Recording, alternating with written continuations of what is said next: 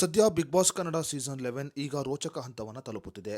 ಇನ್ನು ಈ ವಾರ ಐಶ್ವರ್ಯ ಅವರು ಬಿಗ್ ಬಾಸ್ ಮನೆಯಿಂದ ಎಲಿಮಿನೇಟ್ ಆಗಿ ಮನೆಗೆ ಬಂದಿದ್ದಾರೆ.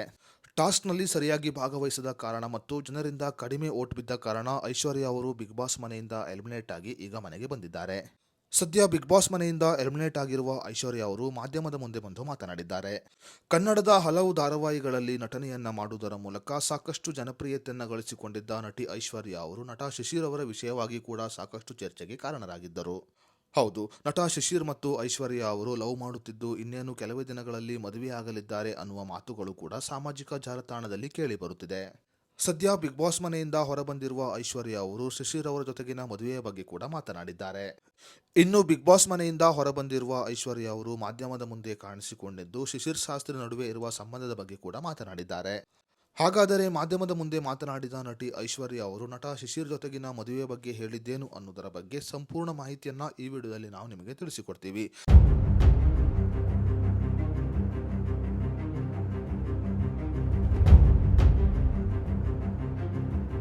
ಅದಕ್ಕೂ ಮುನ್ನ ನೀವಿನ್ನೂ ವಿಡಿಯೋನ ಲೈಕ್ ಮಾಡಿಲ್ಲ ಅಂದರೆ ಈಗಲೇ ಲೈಕ್ ಮಾಡಿ ಮತ್ತು ಈ ಬಾರಿ ಬಿಗ್ ಬಾಸ್ ಯಾರು ವಿನ್ ಆಗಬಹುದು ಅನ್ನೋದರ ಬಗ್ಗೆ ನಿಮ್ಮ ಅನಿಸಿಕೆ ಅಭಿಪ್ರಾಯವನ್ನು ನಮಗೆ ಕಮೆಂಟ್ ಬಾಕ್ಸ್ನಲ್ಲಿ ತಿಳಿಸಿ.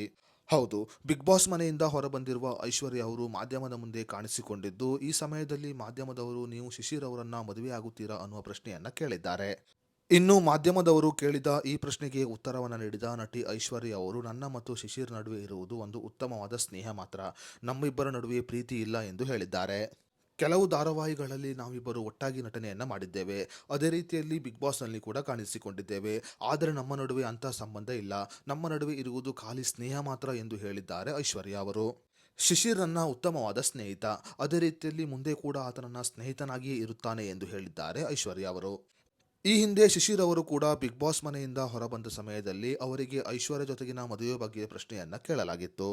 ಮಾಧ್ಯಮದ ಮುಂದೆ ಐಶ್ವರ್ಯ ಜೊತೆಗಿನ ಮದುವೆಯ ಬಗ್ಗೆ ಮಾತನಾಡಿದ ಶಿಶಿರ್ ಅವರು ನಾವಿಬ್ಬರು ಮದುವೆಯಾಗುತ್ತಿಲ್ಲ ಮತ್ತು ನಾವಿಬ್ಬರು ಉತ್ತಮವಾದ ಸ್ನೇಹಿತರು ಎಂದು ಹೇಳಿದ್ದರು. ಈ ಹಿಂದೆ ಶಿಶಿರ್ ಅವರು ಮಾಧ್ಯಮದ ಮುಂದೆ ಯಾವ ರೀತಿಯ ಹೇಳಿಕೆಯನ್ನು ಕೊಟ್ಟಿದ್ದರು, ಈಗ ಅದೇ ರೀತಿಯಲ್ಲಿ ಐಶ್ವರ್ಯ ಅವರು ಕೂಡ ಹೇಳಿಕೆಯನ್ನು ಕೊಟ್ಟು ಜನರ ಪ್ರಶ್ನೆಗೆ ಉತ್ತರವನ್ನು ನೀಡಿದ್ದಾರೆ.